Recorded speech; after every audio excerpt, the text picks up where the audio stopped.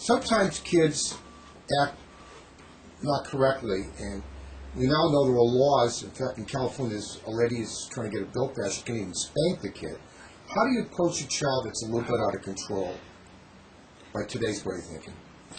First, I must be very strong that I do not believe in hitting or any kind of striking a child is at all appropriate in discipline. And the Academy of Pediatrics strongly says that too, and we say that in the child care book. But what do you do with a child who is out of control or who is difficult to manage? First of all, it is a challenge. It's not easy, but we do know that hitting never was the answer either. That it gave the child the wrong message, that they would often use that technique when they interact with their friends or others or their younger siblings. So that's just got to be off the screen. So what do you use? Well, there have been a number of techniques and approaches, mainly around the issue of limit setting, of occasionally of withdrawing a child to place in a place with no stimulation for a certain amount of time, not a long time, but a certain amount of time. Usually if you take 3 years of age, 3 minutes, 4 years, 4 minutes, something like that, where they're not going to do TV and they're not going to have any kind of a stimulus. Is that like a timeout type of thing? Yeah, and timeouts are not easy either. And the key is, in a young child, distraction works. And also avoiding the situations that the child is going to be difficult. If you have a really difficult child who is in a difficult period, at 2, let's say, take them to places where they have the potential to act out, whether it's a supermarket or whether it's public spaces. You just try and figure out ways around that, or do it at times where they're not so crowded or other things that modify. So avoiding situations where a child is likely to act out is the first step. That's a prevention. Second is using techniques that make the child understand that behavior is not acceptable, and if you have to, withdraw the child into a quiet room or a quiet place for a couple of minutes in order to reinforce that. And then there is the need sometimes to not reward, very definitely not to reward when that behavior happens, and be very conscious of doing that, and not giving mixed messages about rewarding things when the behavior has been outrageous. So those are the kind of mixes of behavioral interventions. Hitting doesn't work. No matter what people think. It may make your frustration go away for a moment, but very quickly afterwards, when parents hit, they feel bad because it doesn't feel good to hit your child. And it certainly doesn't feel good to be hit. Sometimes parents do dumb things, and sometimes they lose their temper, and maybe they did hit the kid, and maybe they get reported to the Bureau of Child Welfare. And they get very upset because someone did that to them. But if a kid gets reported to Bureau of Welfare, you should think of it, it's a good thing, because they're checking out a situation. And if you did something that really isn't so terrible, the way you should approach it is be honest, tell them the truth, and they are on your side. But we hear this all the time. The reports are going left and right. You had a little before about divorce. We're hearing people use the Bureau of Child Welfare to get at the other parent. Right. They report false charges. How do we approach that? It's a very difficult series of events that occur when the ACS or Bureau of Child Welfare get involved in domestic abuses or child abuse cases. They're very important, however, from the standpoint of, one, they must be done. We are required to report those cases that we become aware of as physicians or healthcare providers.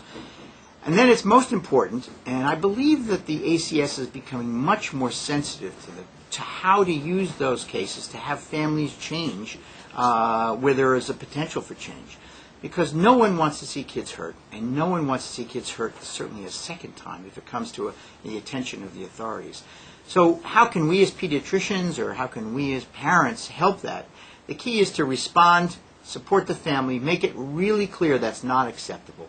Give them alternative ways of managing their own frustrations and dealing with a child who's difficult or a family situation that's difficult. And it's not a one-time fix. It's not one of those things that, okay, a year ago we talked about this. It probably may take repeated visits to see how things are going and discussions. And it's one of those things that ACS monitors, but as pediatricians, we can play a role in helping ACS since we know the families and have known them from minute one when they brought their child to us from the newborn period. So we can play an active role at figuring out how to help the families use the sort of precipitant, which was the abuse or the striking situation, as a way to grow and not make it even worse for everybody around. If you really did nothing wrong, they're going to come there, they're going to see how you handle the kid. You really shouldn't be afraid of it. Your pediatrician, if he knows you, they'll call him, they'll check immunization records. And just don't become negative, become positive. And if it's a minor thing, it goes away. You're absolutely right. The key is that you want to use this situation to learn from it and do it better the next time.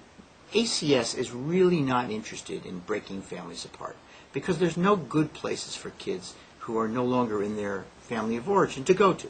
They're all temporary. They're all sort of patchwork solutions. There's just no good place. The best place is in a family where they grew up and were born, and that family becomes and stays a nurturing one and not one that's a dangerous one. Obviously, dangerous ones we have to bring the child out for a while, but that's only a small percentage. I know they may hit the newspapers and everyone gets sensationalized. The vast majority of cases are seen by the ACS.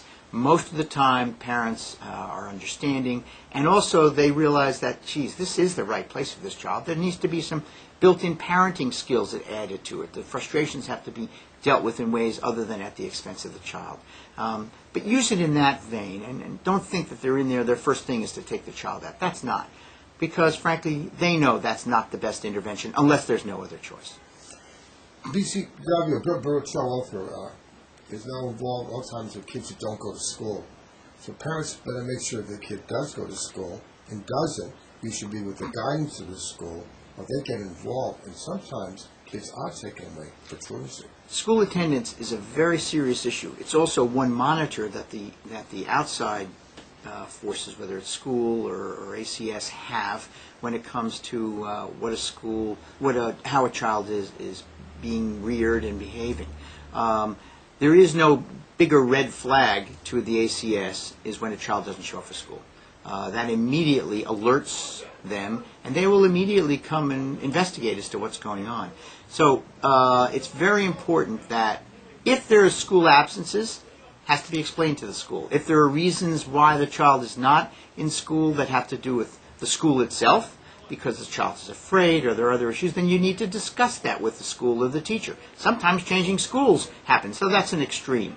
Changing teachers is many times the option that's chosen, and many times that's the right way to go.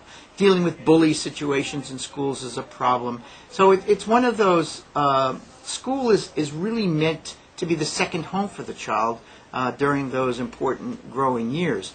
And look at them as a place, if it's not working right, figure out why not. But absence, just as a way of dealing with a school not working right, is not the way to go. So good guideline that you speak to the guidance system in the school, right, and your pediatrician. If the kid's sick, make contact, make records. You won't have any trouble if that's the case. Exactly.